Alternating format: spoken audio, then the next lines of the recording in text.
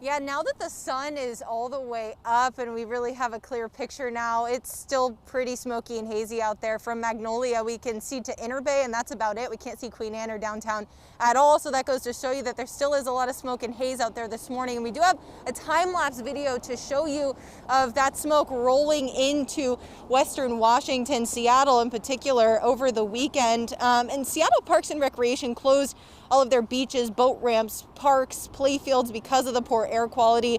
Other cities did the same, like Tacoma. They closed their park facilities as well. It wasn't just weekend plans, of course, that were canceled. Businesses were also impacted. Now, we all know because of COVID, many restaurants have moved to outdoor dining for social distancing. But with the smoke that limited the ability to serve customers outside, some restaurants that are already struggling now lost more business because they couldn't safely serve people outdoors. Now, the Washington State Fair was canceled this year, of course, because of the pandemic, but organizers instead were running a drive-through fair food event, but that was shut down over concerns for the health of staff because of the wildfire smoke. Now, Seattle Parks is extending their closed parks through today. We know that for sure.